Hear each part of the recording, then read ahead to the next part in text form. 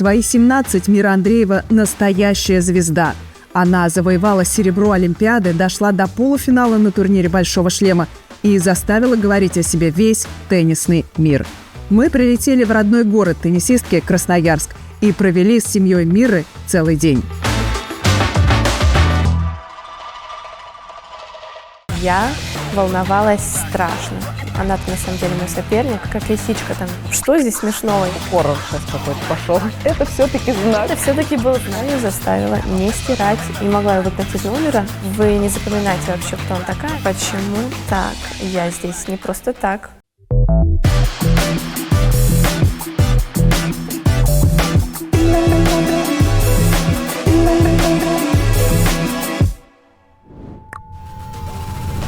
One, two, three, yeah!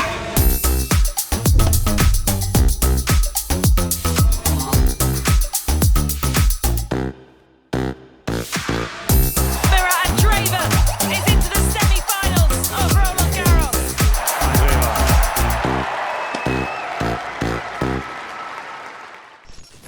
Ты знаешь, я вспоминала тут начало 2023, получается, года, финал юниорский чемпионат Австралии. Вот сейчас тебе верится, что прошло почти 2 года, даже чуть меньше, 2 твоих полноценных уже, можно сказать, сезонов WTA, и ты уже игрок двадцатки.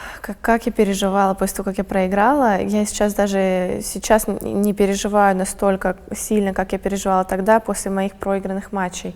Но я помню, конечно, этот матч, он очень тяжелый и психологически для меня был, и физически, поэтому, да, когда я проиграла, мне было тяжело. Я помню, что я думала, я больше никогда юниорские турниры играть не буду, не хочу. И с тех пор я сыграла, по-моему, 1 или 2 турнира и начала играть уже ITF и постепенно так стараться переходить во взрослый тур. И я считаю, что получилось неплохо. Мы тоже считаем, что получилось неплохо, действительно. Да, я с тех пор решила, что все, хватит с меня юниорских турниров, я больше не хочу такого стресса, но, конечно, сейчас стресс остался такой же, и нервы тоже на таком же уровне, но сейчас, мне кажется, я просто научилась с ними справляться по-другому, и нету прям таких истерик после того, как я проиграю матч, потому что после того матча была прям истерика, такие слезы были, что прям я сильно плакала и долго. Мне кажется, еще вот мы приехали тренироваться, прошла неделя, я пересмотрела этот матч, чтобы тоже понять, где там я начала ошибаться, что поменять.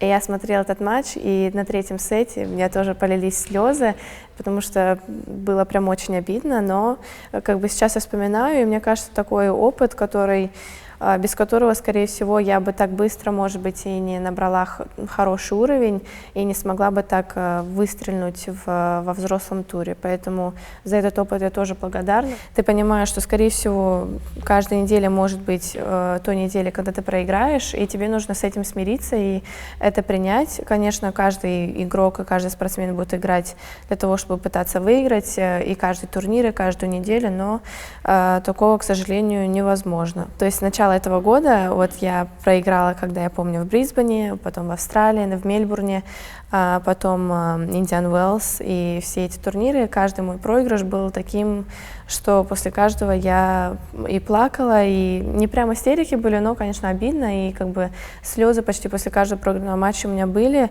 и вот сейчас, если мы берем конец года, вот начиная, может быть, с американской серии турниров, я не знаю, мне как-то стало легче себя сдерживать, и в этом плане тоже, мне кажется, стало более эмоционально спокойно. Даже если я проигрываю, я знаю, что куда мне расстраиваться, если на следующей неделе у меня опять турнир, и мне нужно с следующего дня сразу тренироваться, и у меня даже сил нет на то, чтобы поплакать, потому что я знаю, что завтра мне опять тренироваться, так что я лучше сохраню эти силы на тренировку. Поэтому сейчас как-то полегче все равно с этим справляться, но как бы бывают такие матчи, которые... Ну вот как финал. Финал Нимбо, конечно, такие матчи, где я там не смогла сдержать слез, потому что было очень обидно, но такие матчи тоже есть, и это тоже нужно принять и просто знать, как этого больше больше не допустить и как сдерживать свои эмоции получше. Кстати, в одном из интервью ты говорила, что хорошо общаешься как раз с Дашей Касаткиной, но вот так, если посплетничать от души, ты только с Эрикой можешь. Изменилось ли что-то в этом плане? Нет. Я так и знала. Но мы с Эрикой, это, конечно, совершенно другое. Мы и посплетничать обо всех и обо всем можем, и просто поговорить, и поругаться. И так у меня такого общения вообще ни с кем нету. И как бы такой близкой дружбы, наверное, тоже. Но вот я хорошо общаюсь со многими девочками. В основном с нашими девочками у меня такой, я бы сказала, наилучший контакт. Мне с ними легче всего, конечно, разговаривать и общаться тоже. Но вот прям так посплетничать и поговорить про все и про всех, это, наверное, только Эрика пока что. Ну, как бы, да, у них теснейшая связь, они очень переживают друг за друга. Но в целом, как бы, в плане там ссор или общения, это такие ссоры, там, кто первый в душ пойдет, или кто там сядет на переднее сиденье ко мне в машину, а кто сзади будет сидеть. А почему ты? А я в прошлый раз сидела. Вот такое вот. То есть это совершенно как дети еще.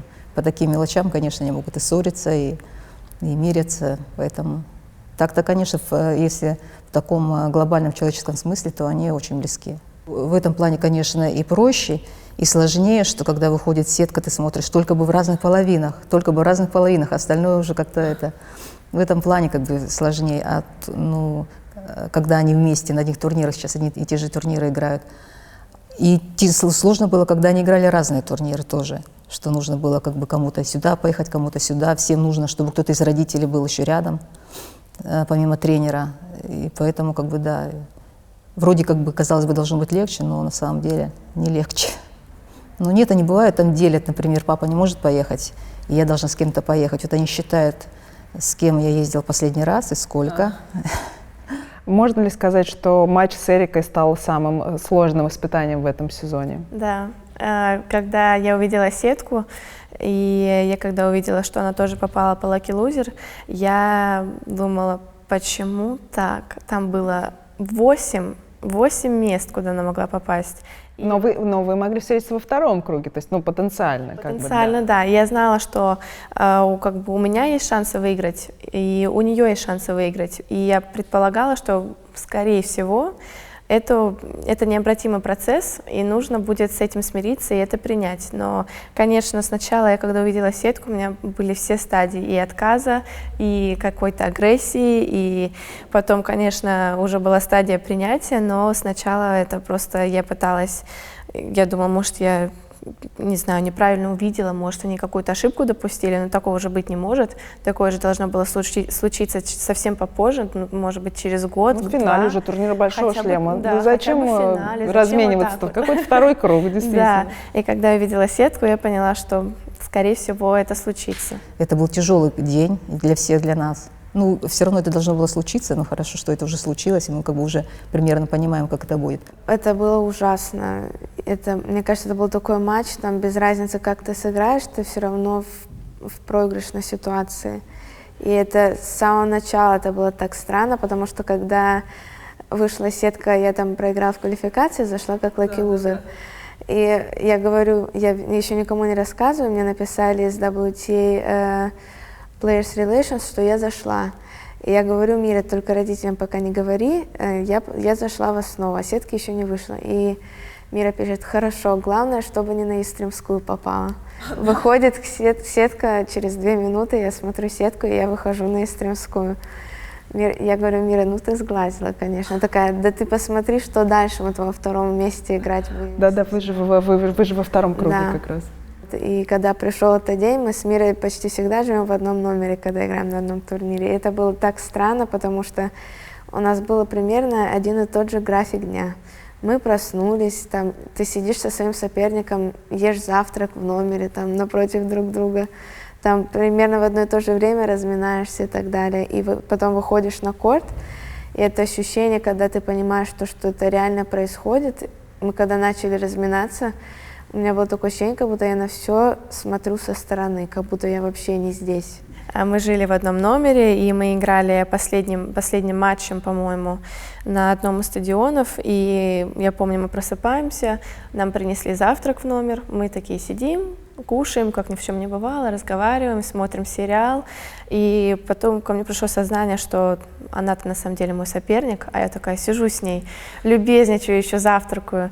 Но, конечно, я ничего не могла поделать, я не могла ее выгнать из номера, вот. И пришлось с ней сидеть и терпеть ее компанию. Да, поэтому в этом плане было немного тяжеловато. И потом, ближе к матчу, у меня вообще, на самом деле, я такого не испытывала, таких нервов уже очень долгое время. И мы начали играть, и там у меня такое ощущение было, как будто как-то прошло просто. Я так сильно нервничала, когда там она там нервничает, например, или когда ты там что-то плохо сыграл каждый раз. Я, наверное, так плохо сыграл, потому что, например, я с ней там не могу какой-то легкий мяч забить. И весь этот матч там ты плохо что-то сделал, например, ты не хочешь показать, что ты нервничаешь, потому что ты не думаешь, чтобы она увидела, что ты нервничаешь, а просто ты не хочешь как бы создавать ей неудобства, чтобы она видела, что ты нервничаешь, чтобы она не нервничала из-за этого, как бы у нас такие отношения. Вот. И после этого матча я вышла, у меня было такое ощущение, как будто я не 2 сета играла, как будто я сыграла 2 раза по 5 сетов. Но это тоже такой опыт. Я надеюсь, что это был не последний раз, когда мы с ней играем. Как бы мне не хотелось с ней еще раз играть, но я надеюсь все равно, что в будущем у нас будет еще много матчей, потому что если мы планируем тоже выступать на высоком уровне и хорошо играть, иметь хорошие карьеры, то, я думаю, много матчей еще будет. На матче был только наш папа. Мама сказала, я не буду приходить на ваш матч. Наш папа тоже, это было так смешно, мы когда заходим на корт, и там такая музыка накаляющаяся играет, и я вижу боковым зрением, наш папа идет по трибунам, и музыка идет, и наш папа выше, выше, выше, выше. Я в какой-то момент вообще его я не знала, где он сидит. И даже ситуация с тренерами нашими была максимально сложно, потому что как бы и Жули как-то меня, как на обычном матче, не могла как бы подбодрить и там что-то сказать, подсказать. И я вижу, что Кончита тоже там, она сидит, переживает, тоже как бы не то, что слово не может выдавить, но как бы все это так странно как бы делать, как на обычном матче. Поэтому для первого раза это прямо было сильно напряженно, я бы сказала. И через сколько после матча вы, ну, как-то возобновили общение или сразу? Там, Сразу, да.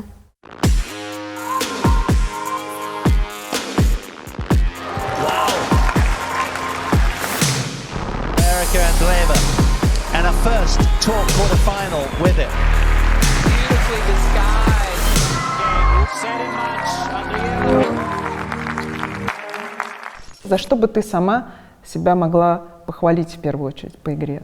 Как по мне, то, что для меня давалось очень тяжело, и я чувствую в этом большую разницу, я стала гораздо ближе стоять к задней линии в целом. Или даже когда я отхожу далеко от задней линии в какой-то невыгодной для меня ситуации, я лучше потом занимаю позицию, и это мне дает возможность быстрее идти на мяч и быстрее как бы переворачивать розыгрыш в свою сторону. Это, мне кажется, одна из самых таких важных вещей, которые я могу отметить. Конечно, мне кажется, прием у меня стал лучше, но это тоже смотря с чем сравнивать. Если с моим приемом в прошлом сезоне, да, мне кажется, у меня гораздо больше сейчас есть активных приемов, гораздо меньше брака и ошибок с первого мяча, и я часто после приема остаюсь в выгодной для меня позиции. И еще я бы сказала, что гораздо чаще начала выходить к сетке. Все равно как бы не часто, если мы смотрим, например, мужчин. Ну, это ладно. Но для меня, да, я чувствую то, что у меня как будто сейчас чаще я заканчиваю розыгрыш у сетки. Ты заканчиваешь год на 67-й строчке, и главный итог этого сезона. Я бы сказала то, что, ну, это, наверное, не сильно логично, но у меня в голове как бы есть такие стадии, можно сказать, уровня. И, например, там топ-50, потом следующий 50, который от 50 до 100, и после 100, и дальше это уже как бы один уровень, и там другой. И сейчас у меня просто ощущение, как будто я закрепилась как раз больше в этой атмосфере, в этих турнирах, которые выше рейтинга у тебя соперники, сложнее матчи, и когда, в принципе, все вокруг имеет чуть-чуть большую значимость, я бы сказала. И, конечно, я смотрю на весь этот сезон, и для меня это классно, если посмотреть логично. Я достаточно много позиций вверх набрала, но потом в конце ты думаешь, почему там, например, титула ни одного нет. Как бы, да, я играла финалы на не сильно высоких турнирах, но все равно.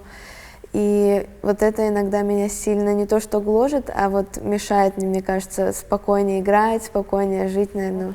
Ставишь ли какие-то цели перед собой на следующий сезон? Есть ли в голове, вот, давай так, какая-то цифра? Вот хочу в топ... 30. Например, да? Да.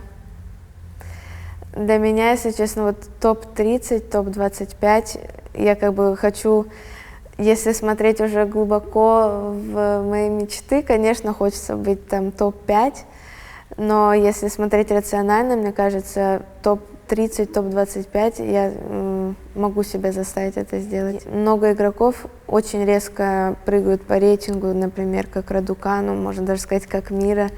Вот. А я как бы смотрю со стороны на свой путь, и у меня такое ощущение, как будто я достаточно плавно как бы все прохожу. У меня даже нету резких скачков каких-то в рейтинге. У меня все очень постепенно, мне кажется, даже по результатам. И мне кажется, это с одной стороны хорошо в моем плане, но с другой стороны всегда хочется как бы большего.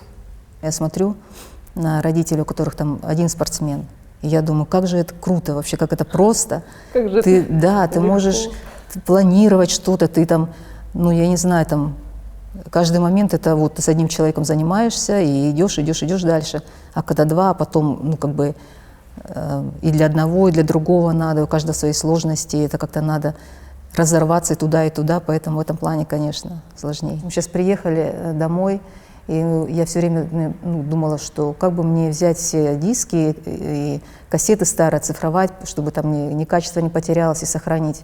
И в этот раз мы приехали, и я решила взяться и сделать. И мы пересматривали эти кассеты просто там полдня. И я смотрю и думаю, вот там первые тренировки какие-то просматриваем, или все, что еще было до тенниса. И я думаю, вот скажи мне, что как это будет дальше. И сказали бы, вот если заниматься там теннисом, то нужно пройти это, и тогда, ну, возможно, там будет какой-то успех. Я 100% я бы не начала, 100%. Мне показалось бы это крайне тяжело и совершенно невозможно. А когда постепенно ты проходишь там этап за этапом и делаешь, и вот как-то само по себе приходит та точка, в которой ты сейчас находишься. Я даже не могу сказать, что как-то вот, ну, для меня это какая-то грань, вот мы здесь были, а теперь здесь. Такого как-то нет. С самого детства, я помню, мне говорили, что я хорошо вижу корт, и я хитро играю. То есть мне всегда говорили, что я как лисичка там хитрая, все бегаю, читаю, в принципе, куда соперник играет, и уже там смотрю, вижу, куда он бежит, и играю, соответственно, в противоположную сторону. И вот Кирилл Александрович, он в целом меня всегда старался учить, чтобы я в этом плане придерживалась своей игры, не уходила никуда там в держание мяча или наоборот не пыталась бить сильнее. Он как бы в этом плане меня всегда пытался развивать в игровом плане, чтобы я там условно меняла ритм почаще, где-то усиливала, там, где-то укорачивала, где-то просто подержала мяч. Но он всегда говорил, что в целом он меня этому не учил, он просто, я так играла, и он к моей игре просто свое пытался тоже добавить и тоже разнообразие внести в мою игру. И, соответственно, вот так получилось, что с того момента, как я начала играть, вот так вот всю мою жизнь я так и играю. Я помню в один момент, когда я вот из этого детского возраста начала переходить, это было мне 14-15 лет, я уже начала чуть-чуть и расти, и в целом становилась чуть сильнее, и тогда я поняла, что это такое, что я могу ударить. Тот момент был такой переломный, потому что я никогда не била, в принципе, в своей карьере, и вот то осознание, когда я поняла, что я могу и бить сильнее, и, в принципе, играть агрессивнее, в тот момент я прям в это сильно как-то ушла и начала терять, в принципе, свой рисунок игры, за счет которого я во многом выигрывала матчи. И тоже вот мы с Кириллом Александровичем про это разговаривали и пытались тоже это все как бы вернуть, и это все тоже так постепенно вернулось, потому что я перестала прям так сильно бить. Я начала сильно бить только на прям таких коротких, удобных мне мячах, и вот так вот постепенно я вернулась и вернула, в принципе, свой стиль игры. И с Кончитой, соответственно, тоже, потому что она такой тоже была вариативный игрок, когда сама играла и вот эти резаные, и укороченные. Мы с ней сейчас на тренировках тоже и резаными играем, соревнуемся, и всякие тоже интересные упражнения делаем, чтобы развить меня в этом игровом тоже больше плане. Поэтому от вот этих обоих тренеров я очень многое беру в этом плане, как учиться играть именно как все говорят, раньше играли люди, не так, как сейчас все играют там действительно очень агрессивно и сильно. Поэтому в этом плане тоже пытаюсь развиваться, и иногда тоже, конечно, хочу и стараюсь играть посильнее, но выборочно. Все равно, да, выборочно. В этом плане я, наверное, не то что сдерживаю себя, но мне кажется, что то, как я играю, это тоже так. Не все так могут играть. Я не хочу сказать, что я там одна единственная так играю, вот посмотрите на меня, но я действительно отличаюсь тем, что я не настолько мощно смотрюсь на корте, не настолько мощно играю, поэтому мне приходится за счет чего-то другого пытаться выигрывать других соперников. Вот давай попробуем сравнить этот сезон с твоим первым сезоном в Про-туре. На самом деле, после сезона 2023 казалось, даже немножко было боязно, потому что ты так здорово предстала, да, перед всеми, все ахнули в плане игры и в плане того, какая ты замечательная, волшебная, и вот эти твои пресс-конференции, которые собирали там чуть ли не больше, чем у игроков десятки. И казалось, а вот как будет сложно в следующем году, когда надо подтверждать очки, когда надо доказывать, я не просто так пришла на один сезон. Вот казалось, что будет сложнее. Я помню, много людей говорило, что да, вы не запоминаете вообще, кто она такая, она вышла там.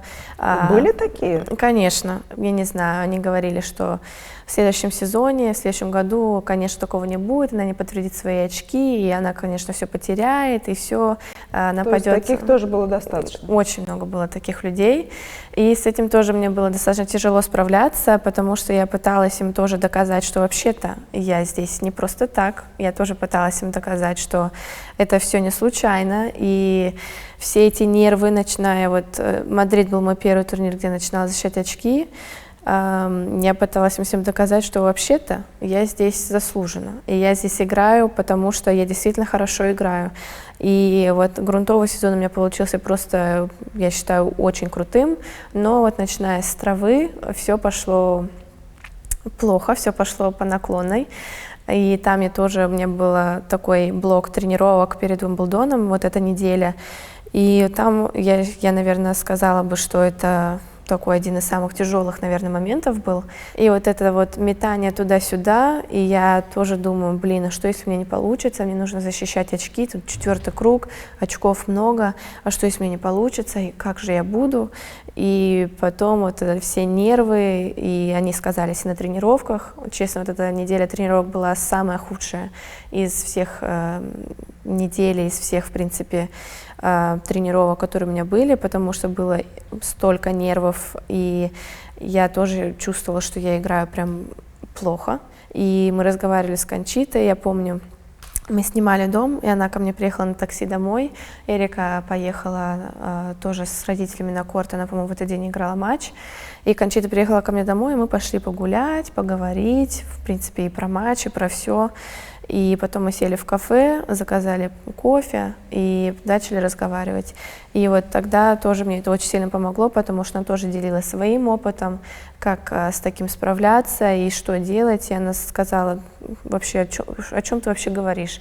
Тебе 16 лет, тогда мне уже исполнилось 17, ты стоишь 150, ты вот первый раз не подтвердил свои очки, да, ты знаешь, сколько таких моментов у тебя будет, и ты после каждого момента, вот после такого будешь себя гнобить, да что ты вообще делаешь, как так вообще тогда хочешь продолжать играть. И я тогда поняла, скорее всего, в следующем у меня будут турниры и более важные, наверное, и где я тоже не смогу подтвердить очки, и тоже будут такие моменты, где я буду очень в подавленном состоянии. И с того момента мы решили поехать в Румынию, и вот это было одним из самых лучших решений, потому что мы решили, что и очков можно поднабрать, и действительно это может быть та неделя, когда можно постараться выиграть титул. И с таким настроем я и поехала, но тоже там было много нервов, потому что я была первая сейная, и все вроде как ожидают от меня того, что я выиграю турнир. И я помню, тоже с Кончитой медитировали перед каждым матчем, и лежали, и дышали, и ходили, и разговаривали, и все, что только можно, делали, и вот получилось неплохо.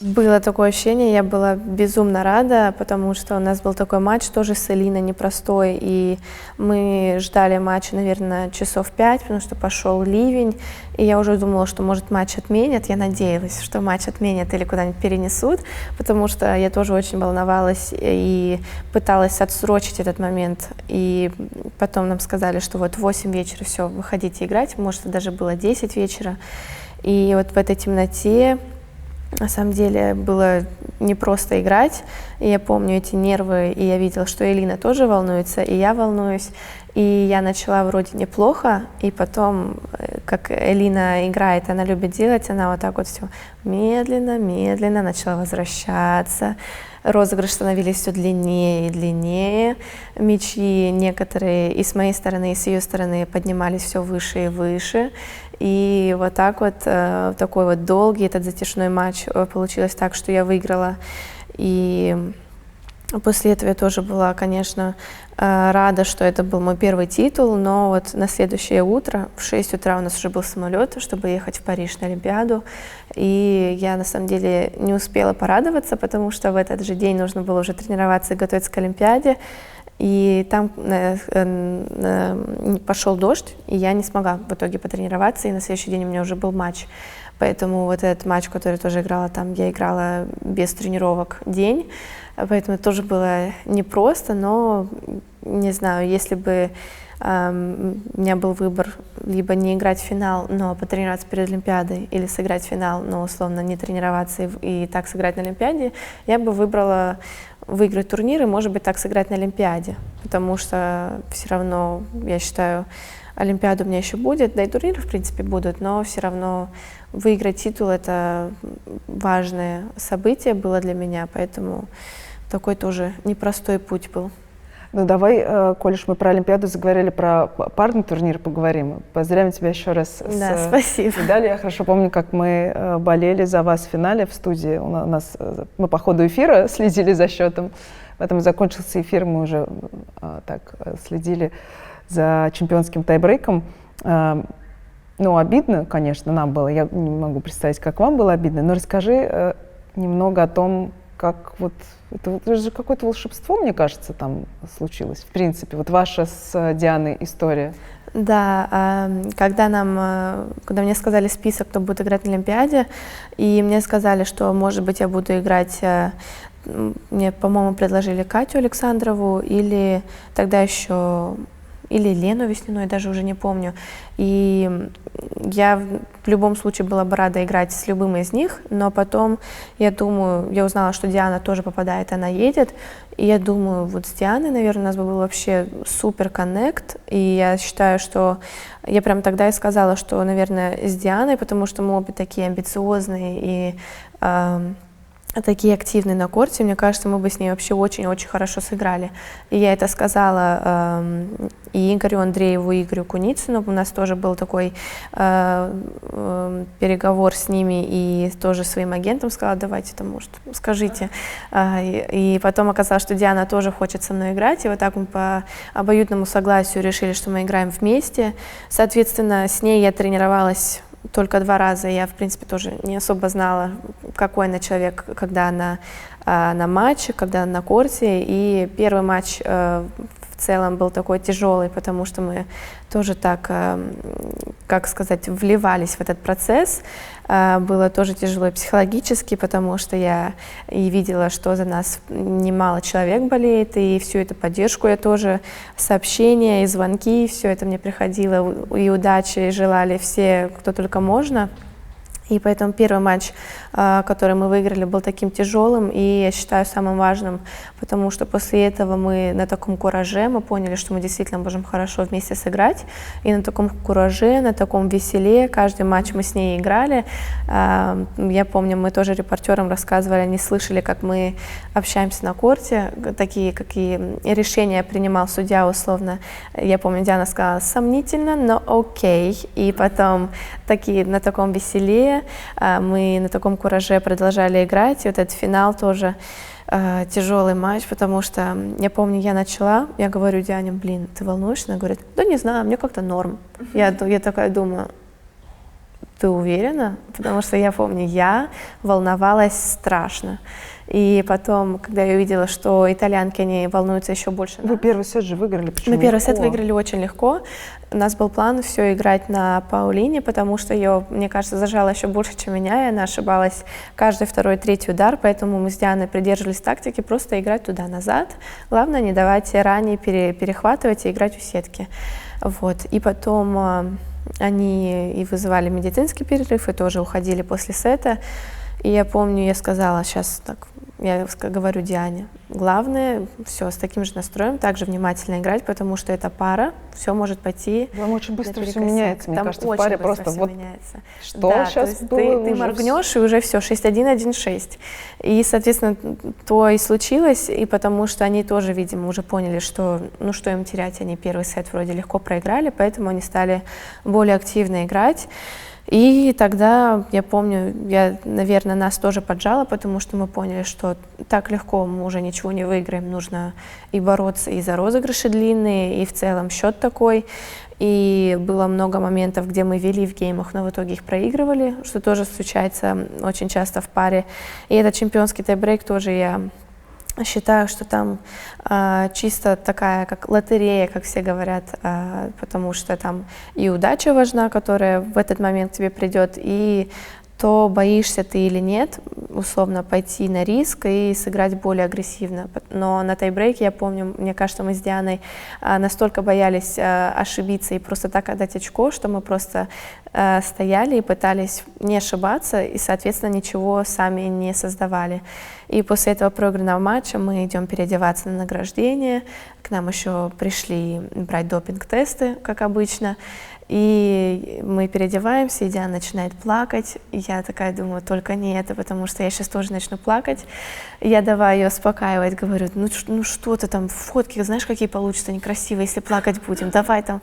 Это мудро, это мудро. Я пыталась поддерживать, и я понимала, что если она сейчас не прекратит плакать, я тоже начну плакать, поэтому я тоже говорю, так, все, если ты сейчас не остановишься, я сейчас тоже начну плакать. Я не хочу, и поэтому я пыталась тоже ее поддержать, и потом все у нас получилось, и на награждении мы вроде посмеялись, и все так отпустили ситуацию, но потом вот я приехала в номер, я осталась одна, и все, тогда меня тоже прорвало немного, и, конечно, было обидно, потому что это вроде было бы так близко, и вот почти вот рукой протянуть, и у нас золото, но это тоже теннис, и тоже такой опыт, который я ни на что не променяю, и поэтому вот воспоминания в целом с Олимпиадой и с этим матчем, и в целом с атмосферой просто волшебные, и я бы еще раз и не раз бы это повторила и сыграла бы с Дианой еще раз пару.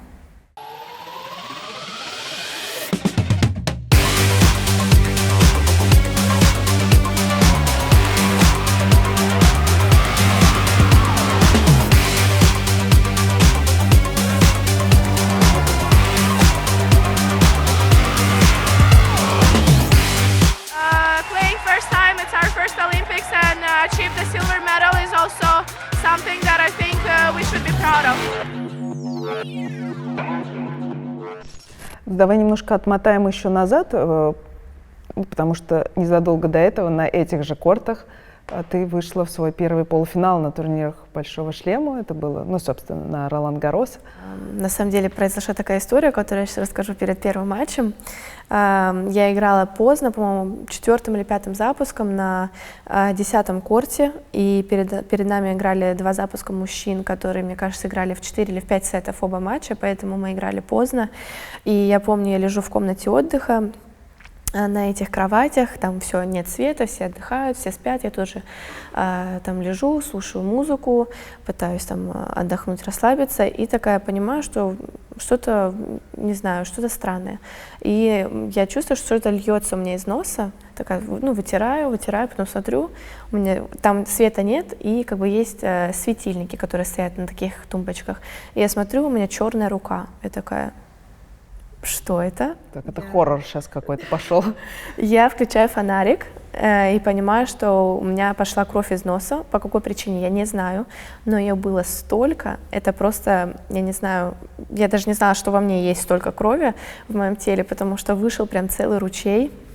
Я помню, я выхожу из этой комнаты, там сидит мама, как раз разговаривает с Дианиной мамой, и я такая выхожу, говорю, блин, мама, что делать? Она такая смотрит на меня, я быстрее, мне там персонал приносит салфетки, и сухие, и влажные, и полотенца, и все приносит, и лед, и как бы у меня вот это весь ручей вытекает, потом Эрика пришла, я не знаю, по какой причине она начала, соответственно, смеяться с меня, и я думаю, почему ты смеешься, разве тебе смешно? Она начала смеяться, потом позвала вот и тренера по ФП и Кончиту, тренер по ФП тоже давай с меня смеяться, я думаю, что здесь смешного, я тут страдаю, из меня кровь льется, они тут смеются, и потом мы пошли и в кабинет доктора, все мы там очистили весь нос, и потом подержали лед. Вот мне уже идти разминаться, я сижу, у меня фотка есть, я держу лед на переносице, мне уже разминаться надо. И вот так вот первый матч с такой историей я выигрываю, тоже на нервах, потому что я боялась, что если у меня такое же. А врачи что сказали? Это от перенапряжения? Вот, ну, то, что они сказали, что у меня просто лопнул сосудик, и пошла кровь, что, в принципе, случается, это нормально, но какой сосудик там лопнул, что вышло столько крови, я не знаю. Ну, бегать легче было, наверное, да? Нет. Если бы было легче бегать, я бы, конечно, это оценила, но, к сожалению, такого не произошло. И вот такая история была перед моим первым матчем, и соответственно, потом так продолжалось. Тоже была еще одна история, которую тоже расскажу. Ее я не рассказывала, никто ее не знает. Ну, конечно, знают и тренера, и родители, и, в принципе, мои друзья, но репортерам я об этом не рассказывала. Так. Поэтому. Yes. На какую камеру? Yes. Она тоже смешная, связана с Кончитой. Мы перед каждым матчем и, в принципе, в свободное время всегда играем в Уно. И мы приехали на тренировку, мне кажется, было 9 утра, мы уже приехали в спортзал, начинаем играть в Уно, и мы сидим на такой лавочке, которая в спортзале стоит там для всех упражнений такая, я не знаю, может, она вот такого размера. Соответственно, я села на один край, Кончита на другой. И вот мы в середине начинаем играть в Уно. Все там мы играем, уже 10 минут длится эта игра, и у меня остается там буквально 2 карты, и Кончита решает кинуть мне плюс 4. Плюс 4 карты, соответственно, я должна взять 4 карты. Я на нее смотрю, думаю, ты что наделала? И вот так вот я чуть-чуть подтолкнула. Соответственно, она упала, вот так вот, так вот начала падать, вот так вот. И упала на спину, на пол. Я, соответственно, давай смеяться, и у меня и слезы, и фитнес-тренер тоже это увидел, у него давай тоже литься слезы, и мы все начали смеяться. Потом я бегала по всем, которые могут отвечать за видеорепортаж в джиме, и я спросила видео. У всех видео с камер, но они не смогли его достать, к сожалению. Так бы, если бы они его достали, я бы его сразу выставила и закрепила бы у себя в Инстаграме, чтобы оно всегда там было. Вот, но, к сожалению, видео нет.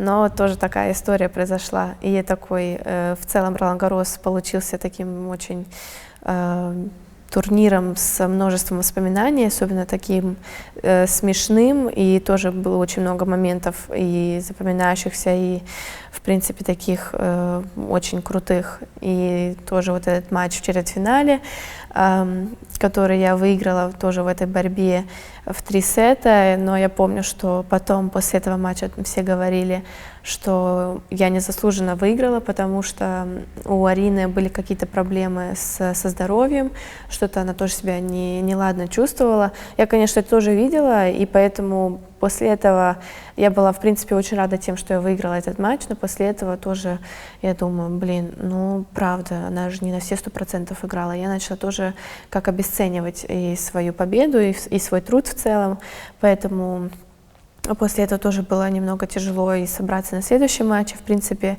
не было прям столько радости, сколько у меня было в начале.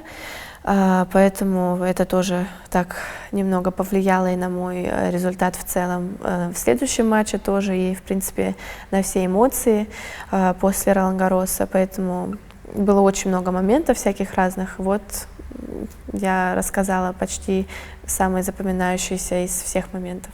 И была еще какая-то история с Божьей коровкой, да, которая прилетела к тебе, но ты об этом рассказывала. Это как раз матч с Соболенко, да? Да, это было в 3-м сете, я вела 5-4, и она подавала, и она отыграла мой первый матчбол, и я иду, счет ровный, я иду опять принимать первый квадрат, и я, соответственно, она подает же сильно, я там хожу практически у забора, чтобы принимать подачу, и смотрю, там лежит Божья коровка. Прям там, где я обычно принимаю. Ну, соответственно, я ее взяла, отнесла, и с тех пор, вот с того момента я выиграла вот эти 2 очка подряд, чтобы выиграть матч. И когда эта Божья коровка прилетела, я такая думаю, так, ну это знак, наверное. Потом я думаю, Мира, не надо об этом думать, ты должна сама все выиграть, это не знак, это просто так случилось, такое бывает, не думай об этом. И потом, конечно, когда я выиграла, я... Это все-таки знак. Да, это все-таки был знак, да. И вот так случилось, что вот именно в этот момент эта Божья коровка прилетела, но я всеми силами пыталась убедить, что это все случайно, это так просто бывает, так сложилось. Ну, спортсмены уже многие очень суеверные. Это просто страшно, насколько желание увидеть спортсмены суеверные. Какой-то знак. Ты тоже? Я очень суеверная, это даже отдельная тема может пойти про это все. Там с какой ноги вставать с кровати или что-то такое? Не настолько, но в плане... Мы с Кончитой даже по этому поводу ругались, потому что она говорила, Мира, ты что, совсем уже? Что ты вообще делаешь? Вот это как раз было на Ролан-Гарросе. И мне кажется, со 2-го или 3-го круга там будет видно, что она носит одну и ту же футболку, зеленую. Я ее заставила носить эту футболку, чтобы, я говорю, вот видишь, я в этот матч я сыграла хорошо, я выиграла. Завтра эту же футболку надевай. Вот, она ее надела, я опять выиграла, я говорю, ну видишь, все, надо продолжать. И я ее заставила не стирать и не менять футболку, в которой она была. Но, к сожалению, в полуфинале это уже не сработало. Видимо, там какой-то период времени есть, когда это все работает. Зеленая футболка исчерпала свой лимит, свой функционал. Да. И вот в полуфинале это уже не сработало, но вот на протяжении всего турнира она ходила в одной и той же зеленой футболке. И в Румынии я ее тоже заставила ее надеть. И пару матчей, по-моему, это был четверть, полу и финал, я ее заставила надеть эту футболку, чтобы на всякий случай. Вот. В этот раз это сработало, поэтому это не только про меня еще зависит, это все суеверие, но это тоже сказывается на людях, которые со мной в команде находятся, потому что я тоже им могу сказать, даже начать умолять, чтобы они ничего не меняли. Я так запрещала своему фитнес-тренеру пойти подстричься. Это было после матча с Соболенко, кстати. Он решил пойти подстричься. Я говорю, ну вот и что ты делаешь? Говорю, зачем ты это сделал? Ты знаешь, что сейчас будет? И вот я проиграла матч. И я до сих пор виню это, я считаю, его вина в целом. Поэтому... Уважаемый физио, что происходит? Да, это все из-за вас. Так, а физио у тебя француз? Да, но это фитнес-тренер, он француз. Мы сейчас как бы с ним уже не работаем, но в тот момент он получил очень...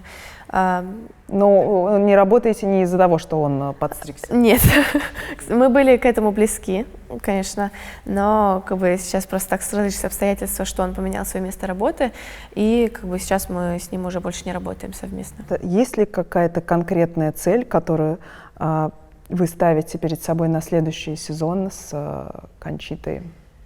Есть. Она и была на этот сезон тоже. То есть у меня было, в принципе, две цели. Это вот попытаться зайти в топ-20 и если так сложатся обстоятельства, и я прям очень хорошо сыграю, может быть, попасть на итоговую 8. Но, соответственно, чтобы попасть на итоговую 8, мы все понимали, что мне нужно было хотя бы выиграть 2 тысячника в Пекине, в Пекине и потом еще один в Ухане, и чтобы прям попасть прям на такую верочку, мне нужно было выиграть еще и турнир в Нинбо. Поэтому я такая думаю, ну, может быть, не в этом году, конечно, но в следующем я постараюсь. Вот. Была цель попасть на итоговую 8, и в следующем году, я думаю, цель останется такой же, чтобы в конце года играть 8. Это была бы прям такая очень хорошая, и я не знаю, если она далекая, но мне кажется, в целом она в принципе досягаема. Для меня только один ориентир – это чтобы они были здоровы. Чтобы были здоровы, да, потому что этот год был для обеих. То одно, то другое. Вот. И остальное уже, главное, чтобы были здоровы, остальное уже как пойдет, как получится. Я говорю Мире, Мира, ты давай быстрее там все делай, давай это заканчивай делать здесь, это заканчивай. Говорю, мы 8 уже уезжаем. Она такая, только не напоминай мне, только не напоминай, что 8 мы уезжаем. Потому что всегда мало, всегда не хватает времени, потому что у нас здесь очень много родственников. И со всеми нужно встретиться, все звонят, почему там мы еще не встретились, вы скоро уедете. И в этом плане, конечно, времени совсем мало нам здесь. Раньше, пока мы не играли на таком уровне, у нас была всегда традиция, как бы даже больше обязанность приезжать домой на Новый год, отмечать всей семьей, там у бабушки в деревне, все как полагается. И как только мы начали играть на уровень чуть выше, там уже юниорская Австралия, по-моему, она все равно не так рано начиналась, даже при этом мы могли приехать домой. А на взрослую там тебе нужно еще раньше приезжать, чтобы акклиматизироваться и турниры досыграть. И из-за этого мы как бы сместили наш Новый год, получается, чуть-чуть на время отдыха перед предсезонкой. Если у меня будет выбор выбрать пляжный отдых или поехать домой, я всегда выберу поехать домой. Но, конечно, если мне дадут там большой промежуток, там условно 2 месяца, я сделаю, может быть, месяц или 1,5 месяца дома, и потом поеду куда-нибудь на отдых, чтобы все это совместить. Но я не думаю, что 2 месяца у меня когда-нибудь получится, пока я играю. Но если выбирать, то я всегда выберу дом.